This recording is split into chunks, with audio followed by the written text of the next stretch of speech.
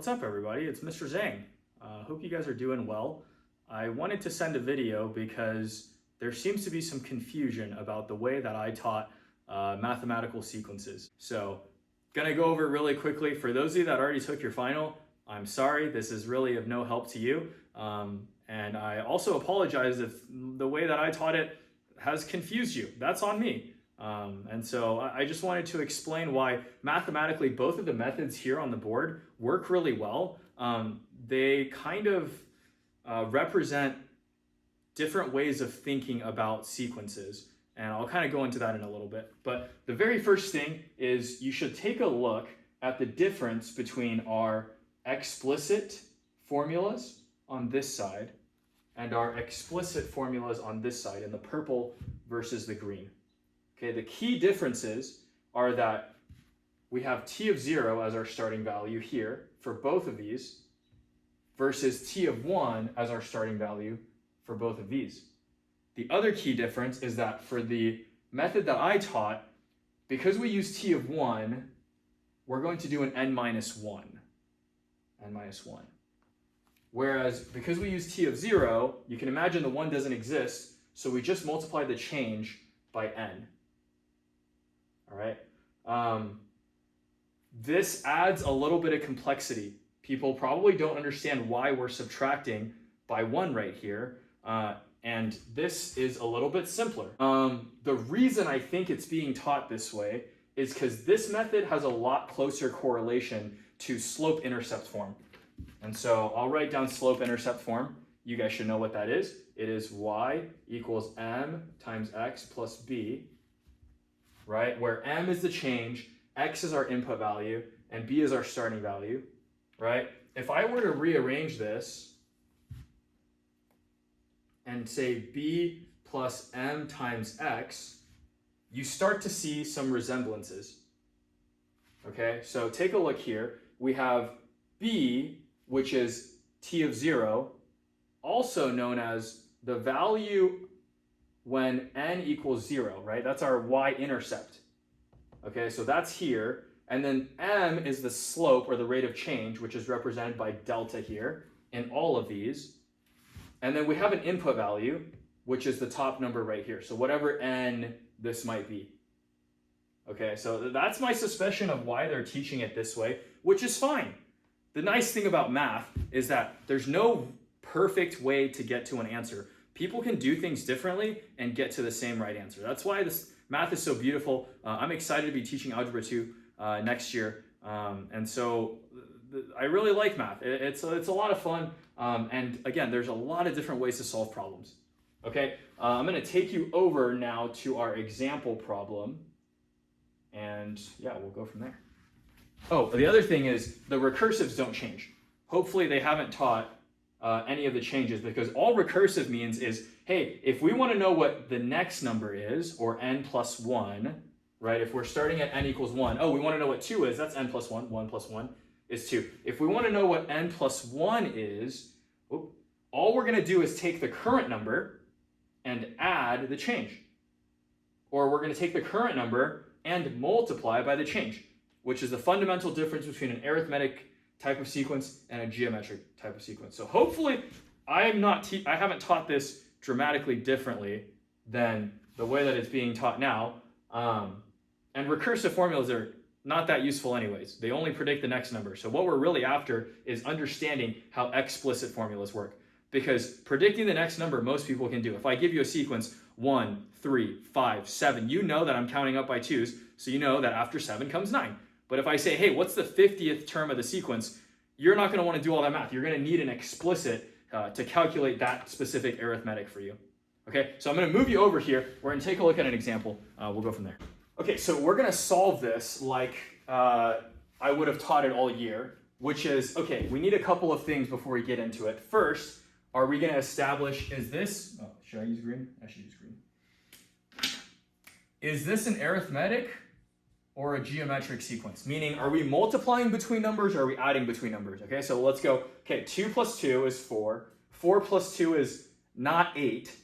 And 8 plus 2 definitely isn't 16. So this seems to be multiplying. And so as I go from here to here, and from here to here, and from here to here, it looks like I'm multiplying by 2, right? So we can establish, hey, my change is a factor of 2.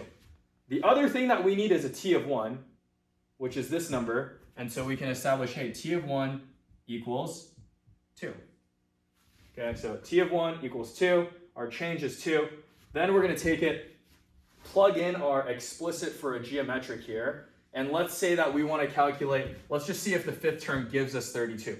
We want to see if the method works, right? This is the trial and error part of math. Okay, so we're going to calculate t of 5, and so t of 5 is going to be our t of 1, which is the initial value, times our change. I'm just going to go write the whole thing right now, and then we'll simplify, okay? And we'll go, hey, t of 5 equals this number is 2 times the change, which is 2. And then because we want 5 as our n, we're going to go 5 minus 1. Okay, see how the n carried into here? That wasn't really obvious. Like, I'll just put that here. Right, but eventually we want the fifth number in the sequence, right? That's what we're being asked to calculate. Okay, so then we have t of 5 equals 2 times 2 to the power of 4, right? Which is 2 times 2 is 4, times 2 is 8, times 2 is 16. So it's 2 times 16, which gives us t of 5 equals 32, right? So it gives us this, which means we know this is a working formula. Okay, why don't we just go ahead and calculate something that's a little farther away, and we'll see if the other method yields us the same thing. Okay, so why don't we go ahead and calculate t of, let's say, I don't know, 15. Okay, so now we want t of 15. We're going to start plugging stuff in. Nothing else changes, right? So this is t of 1 times the change, which is 2, to n minus 1, which is 15 minus 1.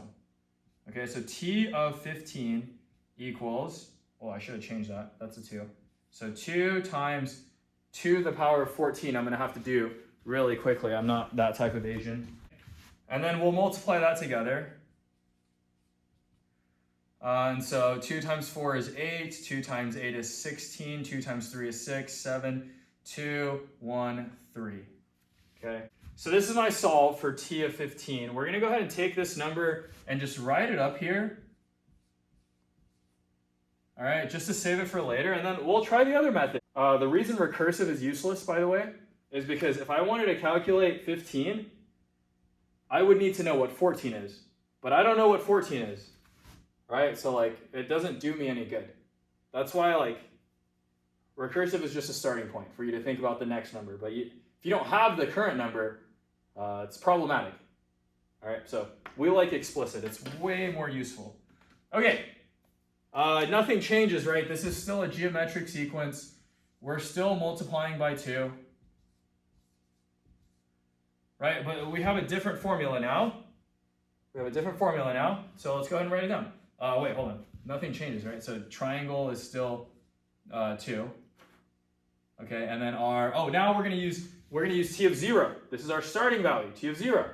Okay, well, I don't know what 0 is, but I can do the math, right? If I multiply 2 to go this way, I'm going to divide by 2 to go this way. So 2 divided by 2 is 1. So then we'll go, okay? So we know that our t of 0 equals 1. So then let's write this down. T of n equals t of 0 plus, oh shoot, this is wrong. Wait, guys, this is supposed to say multiply. I'm not restarting this video. We're rolling. Okay, multiply. Triangle n. Right, so again, the only thing that changed is this no longer says n minus 1, and this no longer says t of 1. So we're going to use this number as our starting value. Okay, let's plug it in. We're good. Okay, so this is 1 times change, which is 2 to the power of 5. What is 2 to the power of 5? 2 times 2 is 4, times 2 is 8, times 2 is 16, times 2 is 32.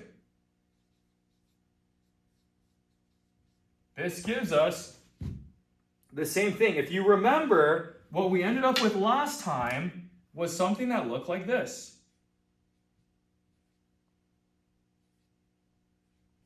right? And this are the same thing. 2 times 2 to the power of 4 is 2 to the power of 5. Because we just started from a different sequence, and really what's happening is we're counting how many times we are multiplying by 2. That's it. So for this one, to go from the first sequence to get to the 5th sequence, how many times do we need to multiply by 2? Oh, 1, 2, 3, 4. So we're going to start here, and we're going to take this number and multiply by 2 4 times to get here. Whereas if we're working with the other method, which is also fine, okay, we're going from here to here. And that, how many times are we multiplying by 2? Well, 1, 2, 3, 4, 5. There's just an extra time. The only thing that's changed is our starting value. That's why it's different, but really it's the same. Okay, all of a sudden, I actually would really love to start from t of 2. Okay, t of 2 is 4. Okay, so then, all right, so we're going to write it like this. T of n equals t of 2 times, what do you think is going to go right here? Are we going to have n minus 1? Are we going to have n? If you've been paying attention, you might think, hey, you know what? If we do n minus 2, that's actually going to work really well. Let's test it.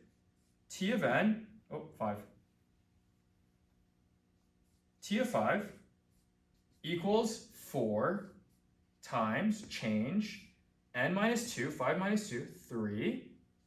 So t of 5 must be 2 to the power of 3 is 8. So 4 times 8, which is 32. All right, so let's go ahead and test 15, because we said this was t of 15, right? All right, so then we'll go, hey, t of 15 equals t of 0 times the change to the power of n, right? So then this is t of 15 equals t of 0, which is 1, times n, times 2 to the power of 15.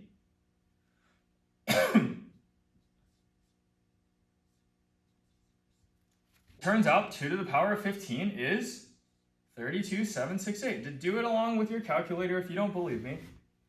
But it gives us the same thing. Hopefully this is helpful. I think seeing visually what actually is happening in the sequences formula is a really good place to be. The reason I think this method stands the test a little bit better is because you don't need to do an extra step to calculate what the next terms are going to be. But I also see the value in connecting it to slope. I really do. I think that's fine. If you made it all the way through to the end of the video, I just want to say I appreciate you. I really, really enjoyed my time with you guys. I know that I had left, and then I came back, and then I was like, no, I'm going to leave, and then I went back for a little bit longer. But I really did it because I wanted you guys to be in good hands, and I think that by the time I left that you were. I heard Miss Del Carlo's back in the classroom helping support you guys. So either way, I just wish you guys the very best in your academic pursuits. I hope to see some of you guys around. I hope you have a great summer. And yeah, feel free to say hi if you ever see me around. All right? Thanks, guys.